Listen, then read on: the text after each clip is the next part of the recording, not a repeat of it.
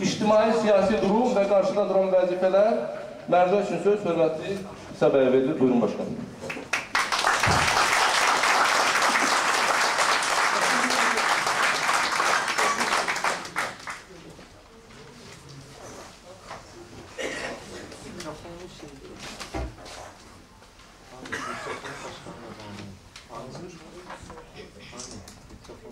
Hörmətli sədalət, hörmətli xanımlar və bəylər, əziz müsavatçılar, hamınızı salamlayıram. Mən də sizi yeni ilə daxil olmaq münasibəti ilə təbrik edirəm.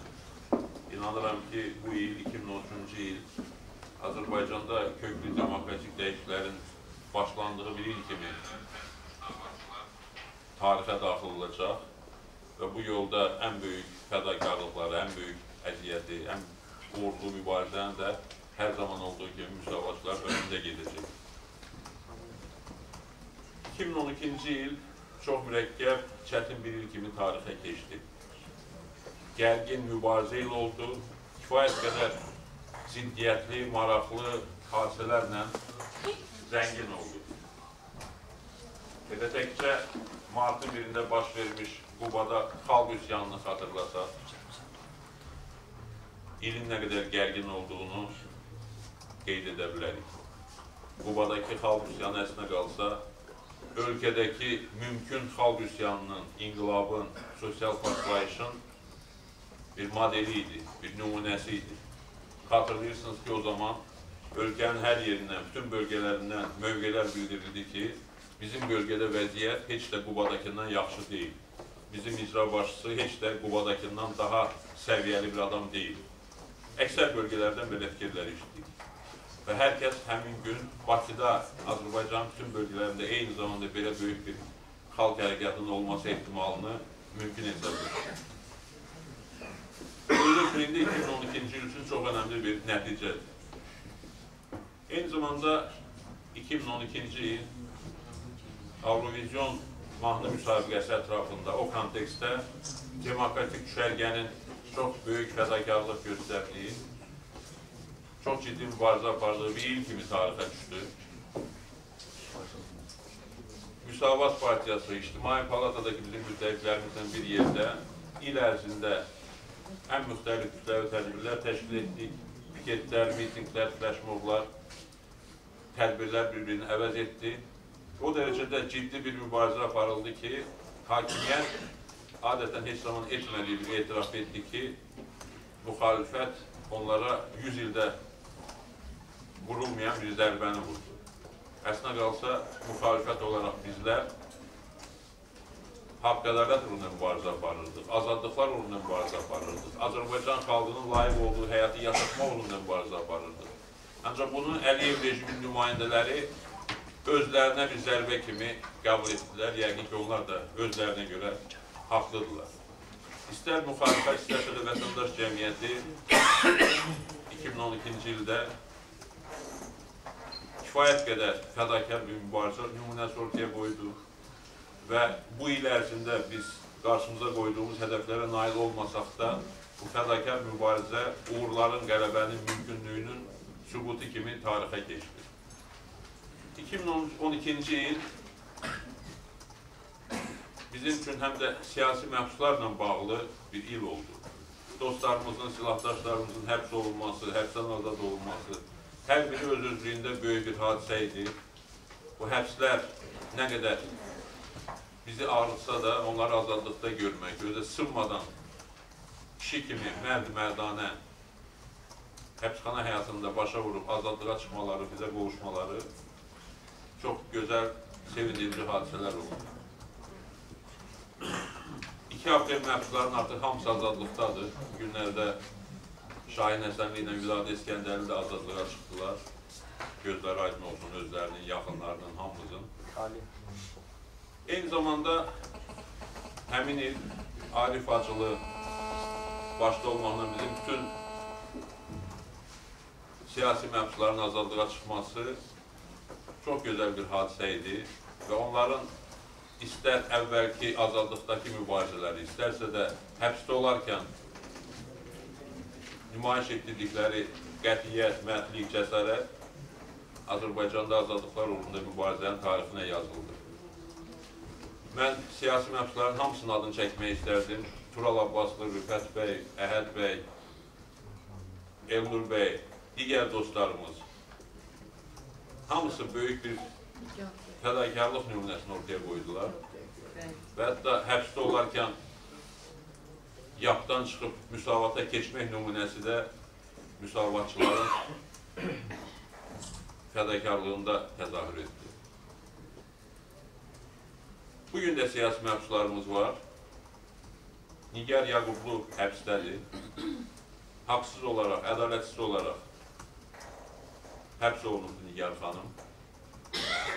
Həbsdə olduğu müddətdə də, azadlıqda olduğu kimi yenə də öz optimizmi ilə, fədakarlığı ilə, cəsarətli davranışları ilə bütün cəmiyyətə, xüsusən gənclərə örnek davranışını Nigar xanım davam etdirir. Biz inanmaq istəyirik ki, yaxın zamanlarda onu da azadlıqda görəcəyik.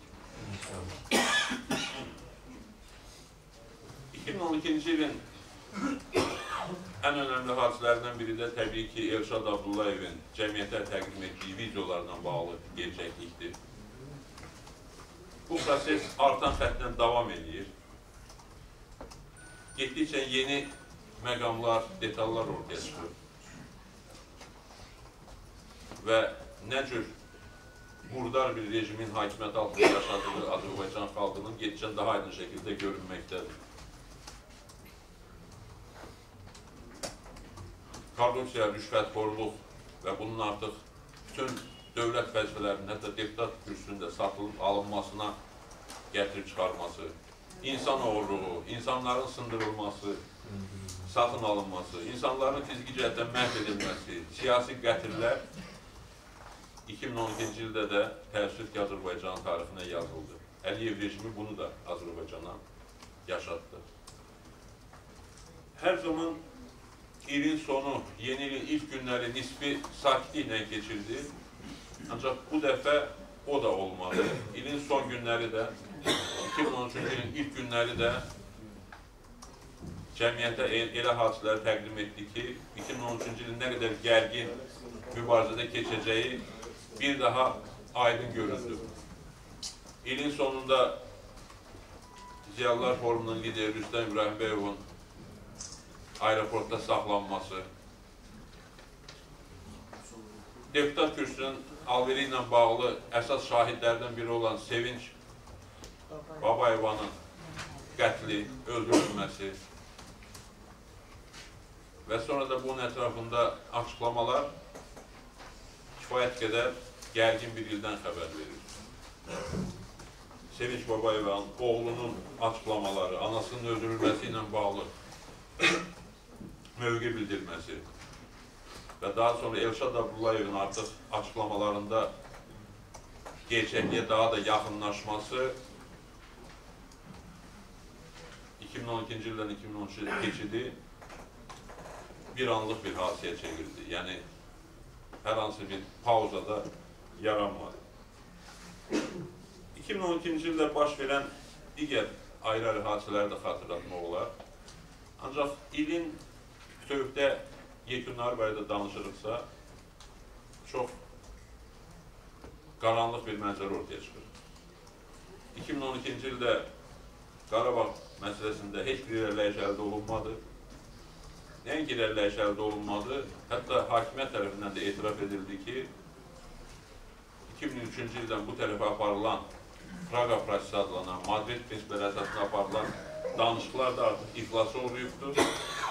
Beləliklə, İlham Əliyev əgər 2003-cü ildə hakimiyyətə gələndə Qarabağ məsələsində hər şey sıfırdan başlayacağını bəyan edərək, əslində qalsa Heydər Əliyevin 10 illik Qarabağ fəaliyyətinə sıfır qiyməti vermişsə, indi də bu etirafı ilə özünün də fəaliyyətinin sıfıra bərabər olduğunun etirafını edir.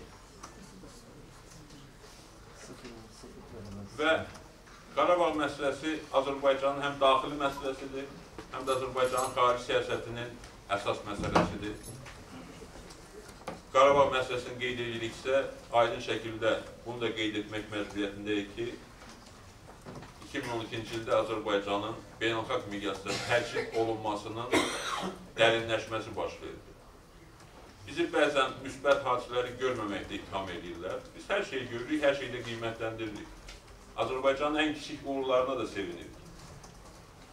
Azərbaycanın BMT Təhlükəsizlik Şurasının müvəqqəti üzvlüyünə seçilməsindən tutmuş, Neftçinin Avropa Liqasında turnirdə qrup mərhələsinə keçməsinə qədər uğurları biz görürük və qiymətləndiririk. Ancaq bütün bunlar qətiyyən bu faktı gizlədə bilməz ki, İlham Əliyevin xarici siyasət nəticəsində Azərbaycan beynəlxalq miqyasda təklənməyə başlayır. Elə təkcə 2012-ci ilin İlham Əliyevin xarici səfərlərinə və Azərbaycana gələn xarici qonaqların səviyyəsinə diqqət etsəz, aydın şəkildə görünür ki, faktiki olaraq bu hakimiyyət dünyanın önəmli ölkələri tərəfindən, liderləri tərəfindən demək olar ki, qəbul olunmaz hala gəlibdir.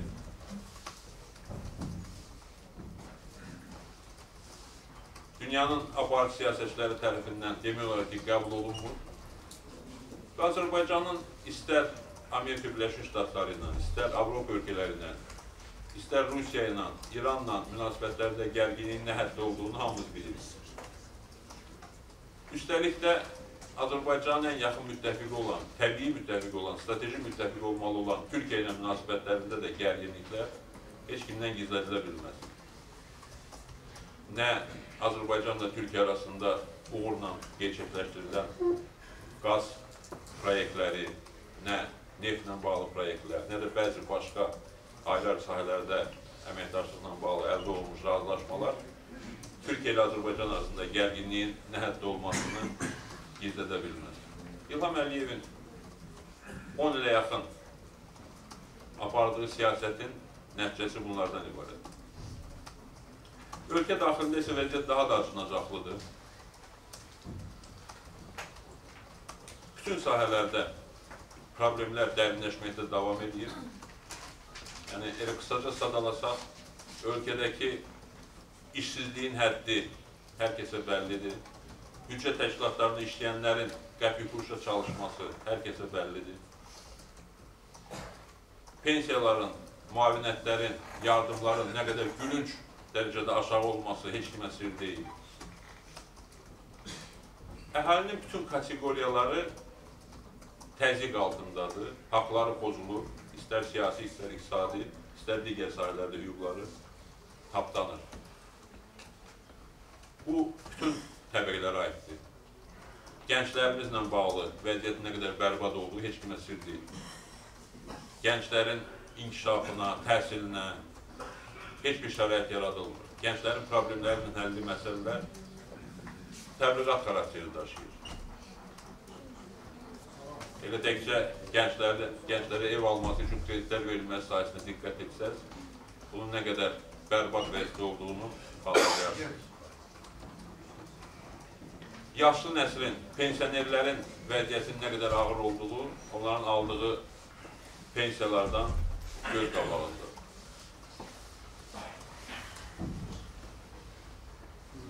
Kiçik və orta biznes sahiblərinin vəziyyəti göz qabağındadır. Hər gün, hər an təzyiq altında, hər an bütün əmlaklarını itirmək təhlükəsi altında çalışırlar bu insanlar. Özdə bu təkcə kiçik və orta biznes aid deyil, böyük əmlak sahibləri də heç bir halda hüquqi cəhətdən təminat altında deyillər.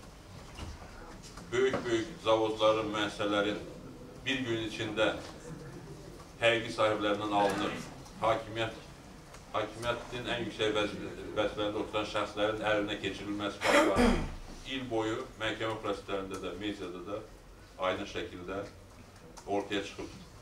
Ən böyük sərvət sahibləri belə əmin deyirlər ki, sabah, birisi gün o sərvətlərini onlar qoruyub saxlaya biləcək. Çünki heç bir qanunaliliyi mövcud deyil, heç bir müstəqil məhkəmə sistemi, obyektiv yanaşma yoxdur və onlar da kiçik biznes kimi, orta biznes kimi bu təzyiqin altında, mənəvi təzyiqin altındadır. Bütövlükdə mülkiyyət məsələsi Azərbaycanda böyük bir problemə çevrilibdir. Bu problemlə əhalinin bütün təbəqələri rastlaşırlar. Xüsusən də Bakı şəhərində mülkiyyət məsələsi çox ciddi bir problemə çevrildi. İnsanların 10 illərlə yaşadığı, bütün həyat boyu qazandıqlarının hesabına əldə etdikləri mənzilləri, dəyər dəyməsini əllərindən alınır. Onlara ciddi kompensasiya verilmir və yaxud da ki, onların razılaşmadığı məkanlarda yaşamağa sövq edilir.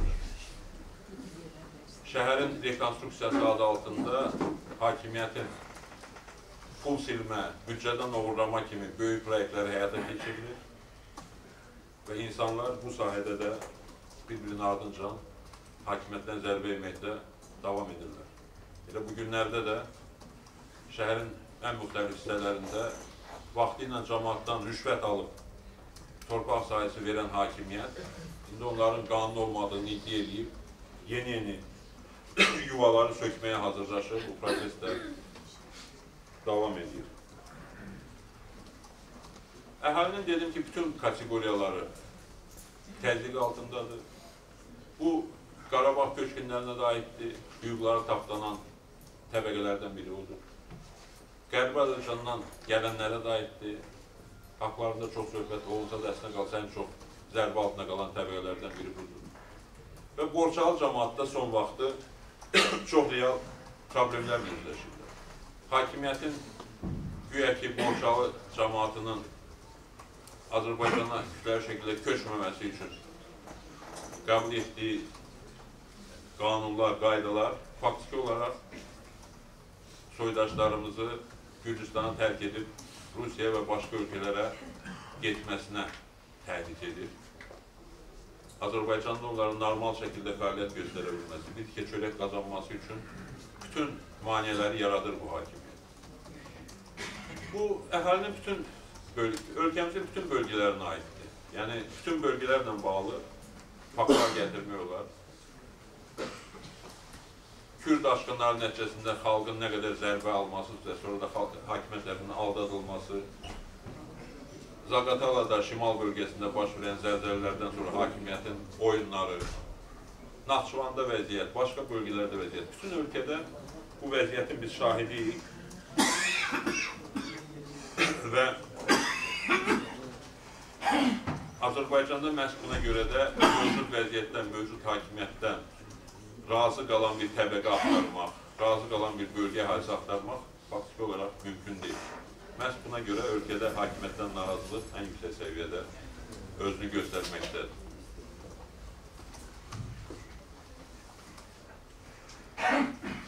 Müsavat Partiyası olaraq biz 2012-ci ildə bütün gücümüzlə vəziyyəti dəyişmə uğruna mübarizə aparmışıq. Bir qədər əvvəl də söylədiyim kimi sayısı hesabsız mitinglər, piketlər, digər kütləvi tədbirlər həyata keçirilir. Xüsusən gənclərimiz, xanımlarımız bu mübarizədə çox böyük fədakarlıq nümunələrini ortaya qoyublar və gənclərin, xanımlarının fədakarlığı artıq veteranlarımızı da, partiyanın orta yaşlı və veteran yaşlı insanlarımızı da fəallaşdırıbdır. İlin əvvəlindən sonuna qədər bu aktivlik, bu mübarizə davam edibdir və axırıncı kütləvi tədbirimizdə dekabrın 10-da dünya Azərbaycanlıları, bütün dünyada insan hüquqlarının müdafiəsi günü bir daha bu fədakarlıq mübarizə örneği ortaya qoyuldu. Partiyamız bölgələrdə fəallığını artırıbdır. Əvvəlki illərə nisbətən daha çox zonun müşavirləri, bölgələrdə müsavatçılarla, əhalinin müxtəlif təbəqələrlə görüşlər keçirməyə çalışılıbdır. Bütün sahələrdə fəallıq göstərilir. Eyni zamanda Müsavat Partiyası İctimai Palatada fəaliyyətini davam etdiribdir. İctimai Palatanın güclənməsinə, fəaliyyətin genişlənməsinə, İctimai Palata daxilindəki qüvvələrin birliyinin daha da artmasına çalışılıbdır. Həmçinin Müsavat Partiyası Ziyalılar Forumu ilə, müxtəlif gənclər təşkilatları ilə, digər ictimai-siyasi qüvvələrlə əməkdaşlığın inkişafına çalışıbdır. Bu istiqamətdə də müəyyən irəliləyiş əldə edilir. Bu il Müsavatın beynəlxalq sahədəki fəaliyyəti də diqqətə layiqdir. Türkiyədə, Avropada, Amerika Birləşmiş Ştatlarında bir çox səfərlərimiz olubdur, görüşlərimiz olubdur. 2011-ci ildə Müsavatın 100 illiyində Avropanın ən görkəmli siyasətçilərin gəlib iştirak edərək partiyanızı təbrik etməsi, bu partiyanın təkcə Azərbaycan üçün deyil, Cənubi Qafqaz üçün də, bölgə üçün də önəmli vurğulaması çox tarixi bir hadisə idi. 2012-ci ildə də bu əlaqələr davam edibdir və mən əminliklə deyə bilərəm ki, hazırda Müsavat Partiyasının beynəlxalq əlaqələri əvvəlki illərə nisbətən xeyli güclənibdir və daha mütəşəkkil bir hala gəlibdir. Bir sıra digər sahələrdə də partiyanın fəaliyyəti barədə danışmaq olar. Ancaq hər halda onu da qeyd etməliyik ki, 2012-ci il çətinlikləri də ortaya çıxardı. Təbii ki, ölkədə avtoritar bir rejimin mövcud olması, ən ciddi şəkildə siyasi fəaliyyətə məhdudiyyətlər yaradılması özünü göstəribdir. Amma hər halda gəlin etiraf edək ki, partiyanın fəaliyyətini gücləndirmək üçün resurslar var, imkanlar var və biz işimizi gücləndirməliyik. 2012-ci ildəkindən də, əvvəlki illərdən də daha fəal şəkildə ölkədə gedən proseslərə təsir etməyə çalışmalıyıq. Çünki gerçəklik ondan ibarətdir ki, 2012-ci ildə bütün bu fəaliyyətə, mübarizəyə, fədakarlığa baxmayaraq vəziyyəti dəyişmək mümkün olmuyor. Bizim azadlıqların hüdudlarını genişləndirmə yolunda mübarizəmizlə hakimiyyətin azadlıqların hüdudlarını məhdudlaşdırmaq xətti qarşı-qarşıya olubdur və hər hansı bir ciddi müsbət dəyişiklik əldə olduğunu qeyd edə bilmərik bu sahədə. Ölkədə azadlıqlar boğulmaqda davam edir, insan haqları kütləvi şəkildə pozulmaqda davam edir. Bu gerçəkliyi biz qiymətləndirməyə bacarmalıyıq və 2013-cü ildə fəaliyyətimizdə uğurlar əldə etmək üçün nələr edə biləcəyimizi, hansı nöqsanları aradan qaldırmalı olduğumuzu, hansı yenilikləri tətbiq edəcəyimizi bir daha dəyərləndirməliyik və həyata keçirməliyik. Mən hesab edirəm ki, 2013-cü il Azərbaycanda köklü demokratik dəyişikliklərin başlanması nəinki mümkündür, hətta labüddür. Bütün şərtlər bunu göstərir. Beynəlxalq miqyasda bilirsiniz ki, bir neçə ildir ki, yeni bir azadlıq dalğası başlayıbdır. Bu dalğa güclənməkdə davam edir. Bəzi proqnozlar olurdu ki, bu bir ölkəyə, iki ölkəyə aid bir məsələdir, ərəb ölkələrinə aid bir məsələdir. Filan ölkədən sonra yekunlaşacaq, ancaq proses göstərir ki, bu belə deyil. Bizim əvvəlcədən də dediyimiz kimi, bu ümumdünya dalğasıdır və azadlığın genişləndirilməsi davam edəcək. Hesab edirəm ki, Suriyada proseslərin aydınlaşması yaxın həftələrin məsələsi olacaq və bir çox analistlərin də proqnozlaşdırdığı kimi artıq həlledici hadisələr Cənubi Qafqaza, bizim bölgəyə çatmaqdadır. Və hesab edirəm ki, ilin son günündə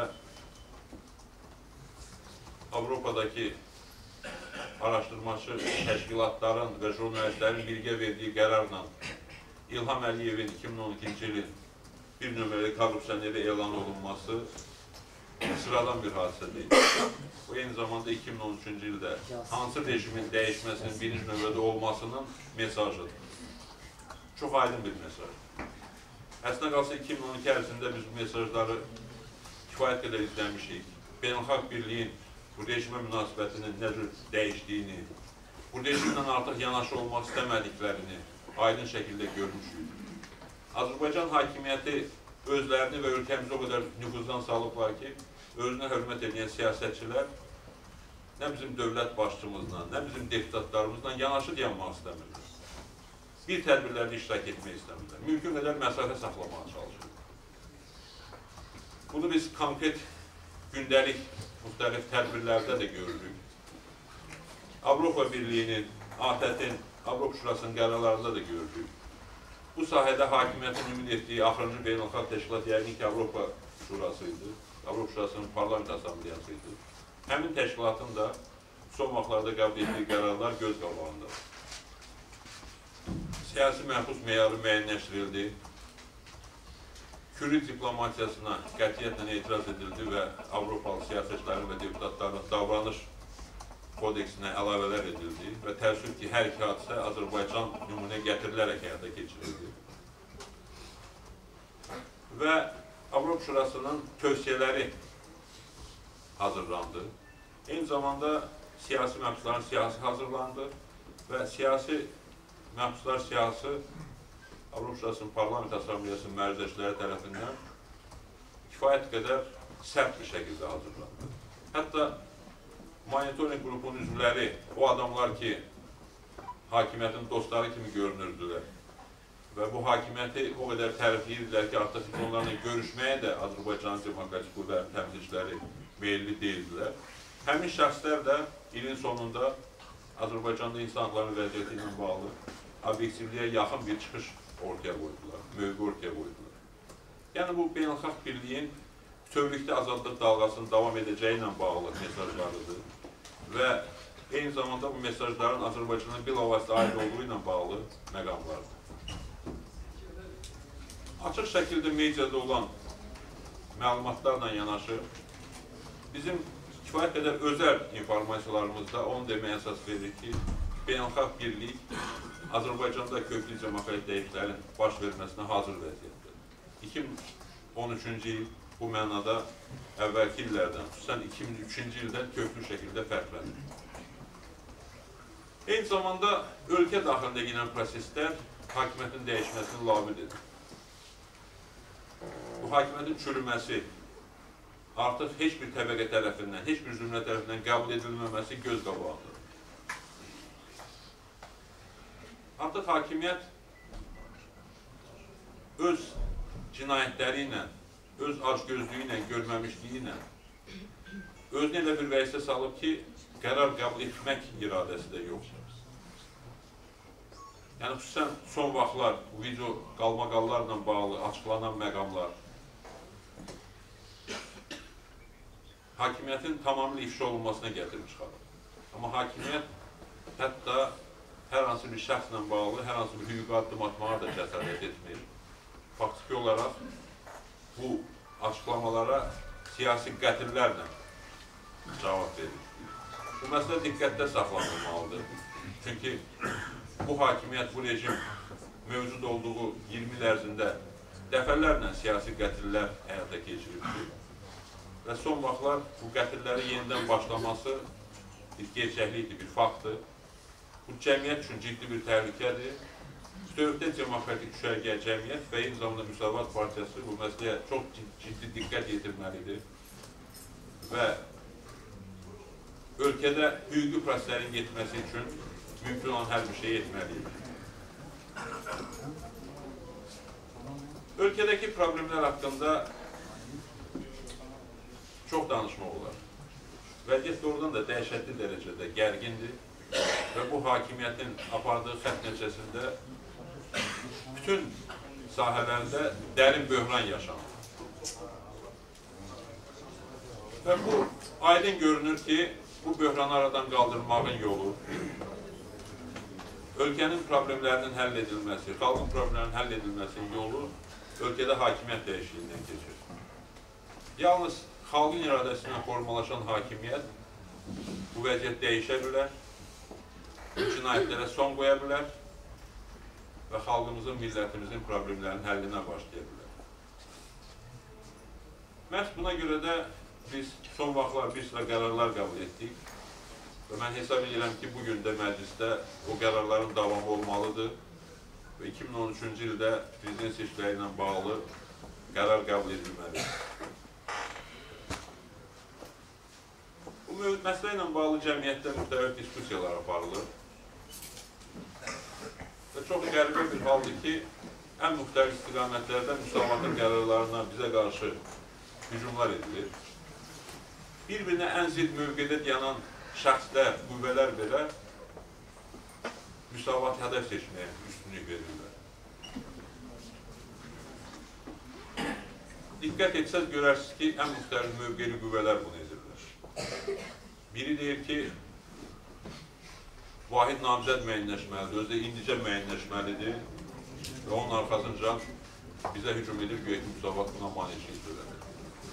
Biri deyir ki, vahid namizədə ehtiyac yoxdur. bütün ciddi siyasətçilər seçkiyə daxil olmalıdırlar. Cəmiyyəti mümkün qədər fəallaşdırmaq lazımdır. Bunun yolu bundan keçir. Ardınca müsavat hücum edirlər. Biri deyir ki, ümumiyyətlə, seçkidən danışmanın mənası yoxdur. İnqilab lazımdır. Amma onun bütün inqilabiliyi Müsavat Partiyasına hücum etməkdən keçir. Birisi, təbii ki, bu ağrıdıcıdır, bu təsir yaradıcıdır. Ancaq eyni zamanda bu hadisələr mənim yadıma 2002-2003-cü illəri salır. Veteranların yanındadır ki, o zamanda Müsavat Partiyasına hər tərəfdən hücum var idi. İnandırmaq istəyirdilər ki, Müsavat seçkiyə qatılmamalıdır. Müsavat seçkilərdə öz namizədinə iştirak etməməlidir. Müsavat başqa namizədlərə güzəştə getməlidir. Başqa namizədləri göylərə qaldırırdılar. Yəni ki, yadınızdadır. Yenə də həmin hadisələr yada düşür. Biraz da mənim əminliyimi artırır ki, bu ölkədə xalqın problemlərinin həlli məhz Müsavat Partiyasından, məhz sizlərdən asılır.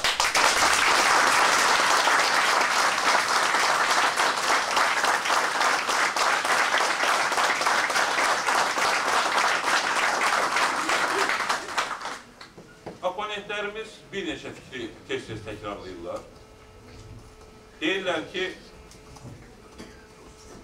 namizədliyi irəli sürmək zamanı deyil, ölkədə demokratik mühit yaradılmalıdır. Seçki üçün demokratik şərait yaradılmalıdır. Bundan sonra namizədliyi barədə danışmaq olar. İlk nəzərdə çox gözəl görünür fikir. Amma güya biz 20 ildir ölkədə demokratik şərait yaratma uğruna mübarizə aparmırıq. Son 2 ildə İctimai Palata formatında ölkədə vəziyyətin demokratikləşməsinə çalışmırıq.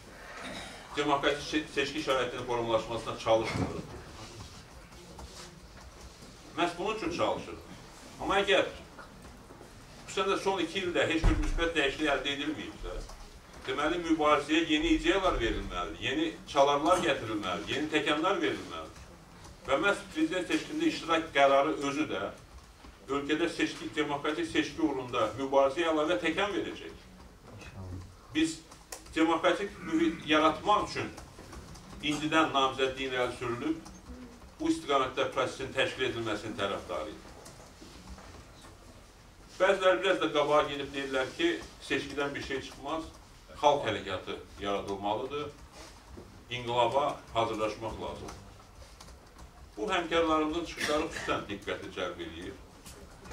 Yenə də könüllərinə dəymək istəmirik. Amma kim buna etiraz edir ki? Bacaran varsa etsin bunu.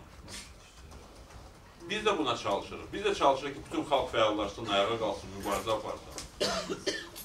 Amma məgər biz unutmuşuq ki, Azərbaycanda Əliyev dövründə ən böyük xalq hərəkatları, ən böyük müqavimət, azadlıq uğrunda mübarizə məhz seçki illərində olubdur. 2000-ci ilin parlament seçkilərini, 2005-ci ilin parlament seçkilərini yada salır. Və bu mübarizənin pik nöqtəsi olan 2003-cü ilin prezident seçkilərini yada salır. Məhz bu illərdə, seçki illərdə ən böyük xalq hərəkətləri olmayıb mı Azərbaycan? Və bütün bu mübarizələr seçki kontekstində formalaşmayıb. Hətta 98-ci ildə kifayət qədər güclü bir hərəkatın olduğu ili yada salaq. O il nədənsə boykot ili kimi yadda qalıbdır. Amma axı biz 98-ci ildə o mərhələnin mübarizəsinin başlayanda boykot hədəfi ilə başlamamışdıq. Seçkinin iştirak hədəfi ilə başlamışdıq. Namizədlər müəyyənləşmişdi. Onların arxasında duran təşkilatlar bir araya gəlmişdi. Böyük bir hərəkat formalaşmışdı və həmin hərəkat həmin il Azərbaycanda müəyyən dəyişikliklərə nail oldu. Sonda boykot qərarı verildi. Düzdür, səhvdir, bunu araşdırmacıların, tarixçilər nöqtəsinə buraxaq. Mən hesab edirəm ki, hər halda son anda seçkili iştirak haqqında qərar qəbul edilməli idi və iştirak olmalıydı. Amma keçmişdir, tarixdir, bunun üzərindən çox getməyib. Mən sadəcə o faktı qeyd etmək istəyirəm ki, hətta həmin ildə də o xalq hərəkatı, Əbülfəz Elçi bəyin də çox yüksək səviyyədə rəhbərlik etdiyi, iştirak etdiyi xalq hərəkatı məhz seçki ilində yaranmışdı, seçki hədəfi ilə yaranmışdı. Biz Azərbaycanda köklü demokratik dəyişikliklərin olmasını istəyirik. Biz Azərbaycanda xalq fəallığının maksimum həddə çatmasını istəyirik və bunun da yollarından biri məhz seçki ilə bağlı qərar qəbul edib tərəfdarlarımızı cəmiyyəti bütövlükdə bu istiqamətə yönəltməkdir. Bu qədər aydın bir məsələdir ki, bunun ətrafında diskusiya yaratmaq istəyənlərin cəhdləri əminəm ki, uğursuzluğa düçar olacaq. Eyni zamanda bu bizim xəttimizdir. Biz xəttimizi müəyyən edib irəli getmək niyyətindəyik. Başqa qüvvələr başqa xətti təklif edirlərsə, təbii ki, bu da onlara seçmilir. Əgər kimsə bugün hansı bir sehirli çubuğun köməyi ilə bir anda ölkədə demokratik mühit yarada biləcəksə, bir neçə təşkilat bir araya gəlib xalq hərəkatının başlanması haqqında qərar verəcəklər və xalq hərəkatı başlayacaqsa, uğurlar olsun. Biz də hazırıq dəstək verməyə, ancaq təki gerçək bir addım olsun. Sadəcə olaraq söz oyunu oynayıb, ya başa düşməzlikdən, ya da hansısa öz dar partiya maraqlarından, qrup maraqlarından iştirak edərək belə fikirlər irəli sürən həmkarlarımıza təbii ki, biz uğurlar arzulayacağıq, ancaq biz öz işimizi irəli aparmışıq. Son vaxtlar ən çox müzakirə edilən məsələlərdən biri də vahid namizəd mövzusudur. Kifayət qədər mürəkkəb mövzudur.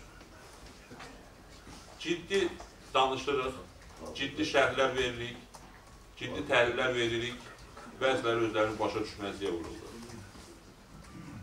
İşarə edirik ki, vahid namizəd ideyası da Şaxta Baba kimi gözəl bir ideyadan çox çətin əldə olunan bir şeydir. Xoşlarına gəlir. Biz axı bunu yaşamışıq. 2002-ci ili,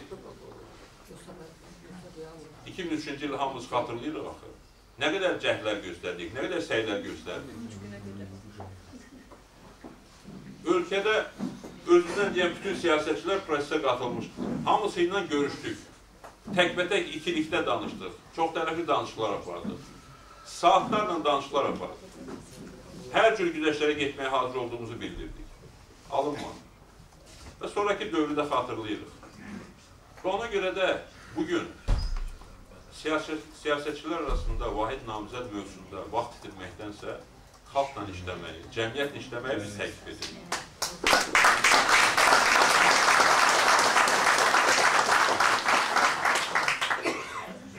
Bugün dostlarla bir yerdə 10 dəqiqə maraq üçün siyah tutmağa çalışdıq.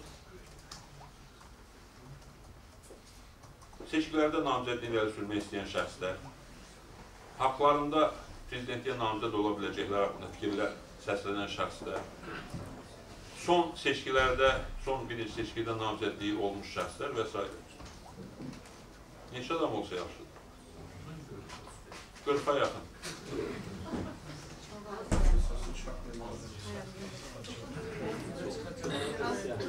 Və hansını tərpədirsə, deyir ki, hər bir adım geri çəkilsin. Amma yəni onlar az adamın haqqı var söz deməyə, həqiqətən geri çəkilən adamların ona haqqı var söz deməyə. Bir neçə siyasətçi var ki, bəyan ediblər ki, onlar özləri iştirak eləməyəcəklər, başqa bir siyasətçini müdafiə edəcəklər. Eyni zamanda bu xalqa, bu millətə 20 ildən artıqdır xidmət edən, fədakarlıq göstərən, cəsarət göstərən, bütün həyatını, bütün imkanlarını bu xalqın yolunda fəda edən insanlar var ki, bu iddiada deyirlər. Arif Hacılı var, Pənah Hüseyin var, başqa dostlarımız var. Millətə xidmət edirlər. Heç onlar demirlər ki, bir adım geri çəkilək. Amma bir adım da olsun geri çəkilmək niyyətində olmayanlar bu barədə danışırlar. Bizim üçün bir problem yoxdur. Biz mövqeyimizi açıq şəkildə bəyan etmişik. Biz bugün qətiyyətlə seçkilərdə iştirak haqqında qərar qəbul etməliyik və hazırlığa sabahdan başlamalıyıq.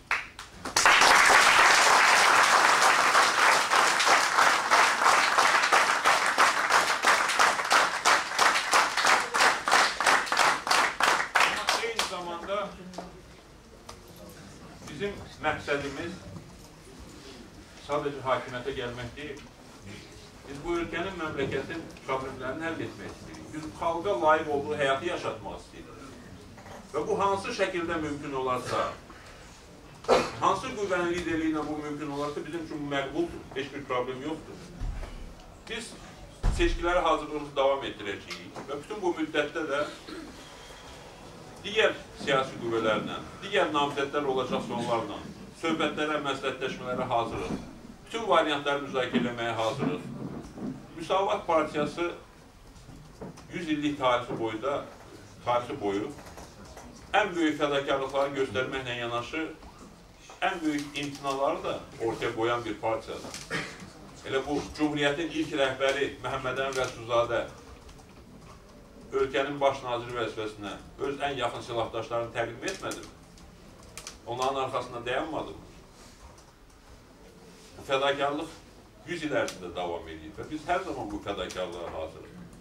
Ona görə də prosesin gedişində biz bütün ideyalara, təkliflərə açığıq, bütün ideyaların müzakirəsində iştirak etməyə hazırıq və biz görsək ki, prosesin gedişində hansısa bir qüvvə bu xalqı toparlamağa bizdən daha çox qadirdir, çox gözəl. Görsək ki, kimsə bu xalqın səslərini almağa bizdən daha çox gücü var, əla. Görsək ki, kimsə hakimiyyətə gəlib bu problemlərin həllində bizdən daha yaxşı iştirak edə bilər, məmnuniyyətlə biz adamla söhbətə hazırıq. Bizim üçün önəmli olan xalqın iradəsi ilə hakimiyyətin formalaşmasıdır və həmin hakimiyyətin xalqın iradəsinə arxalanaraq problemləri həll etməyə başlamasıdır. Problemlər haqqında danışdıq. Sayısız problemlər var. Və elə yeri gəlmişim birini də qeyd edeyim ki, mən hesab edirəm ki, partiyamızın da mövqeyində bu var. Hakimiyyətə gələn qüvvə ölkənin prezidenti respublikadan parlament respublikaya doğru keçildiyi ilə bağlı ciddi addımlar atmalı. Artıq bu prezident məsələsi, vahid namizəd məsələsi siyasətçiləri məşğul edən əsas məsələ halından çıxarılmalıdır. Parlament seçilməlidir xalqın iradəsi ilə və o qüvvə ölkənin problemlərini həll etməlidir. Gerçəklik də onu göstərir. Son 91-ci ildən SSRİ-nin çökməsindən, sosial şöhrəsinin çökməsindən sonra başlayan proses də onu göstərir ki, bu illər ərzində hansı ölkədəki parlament respublikaları formalaşıb, onlar daha çox uğurlar qazanıblar, daha çox məsafə qət ediblər.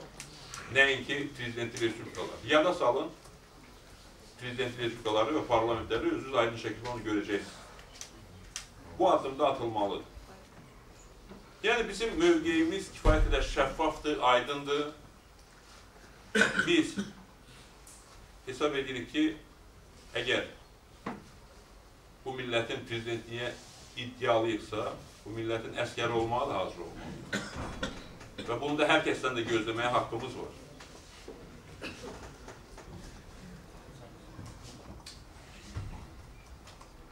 Qərarlar təbii ki, partiyanındır.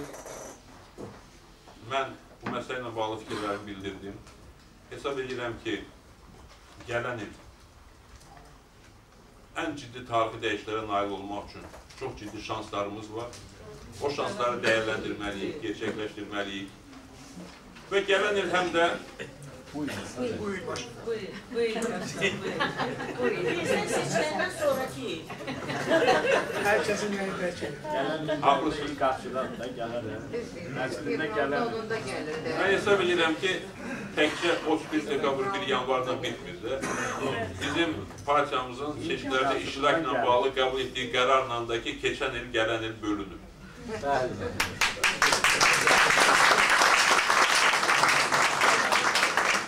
2013-cü il Əbülfəth Elçibəyin dünyaya gəlməsinin 75-ci il dönümüdür. Bu barədə bizim çoxdan ideyamız var idi, fikrimiz var idi. Məsləhətləşmişdik ki, bu ili Elçibəy ili elan edək və bəziləriniz iştirak edirsiniz, xatırlayırsınız ki, 31 dekabrda Dünya Azərbaycanlarının həmrəyliyi gününü qeyd etmək məqsədi ilə liderimiz Elçibəyin məzarını ziyarət edərkən mən çıxışımda bu məsələni qeyd etmişdim. Demişdim ki, Müsavat Partiyası 2013-cü ili Elçibəy ili elan etmək əzmindədir. Ona görə də bugün o istiqamətdə qərar da təklif olunacaq diqqətinizə. Amma ilin əvvəlindən bəziləri Elçibəy şəxsiyyətinə qarşı bəzi hücumlar eləməyə başladılar. Problem yoxdur. Yəni, hər kəsin öz fikrini azad şəkildə bildirmək hüququ var.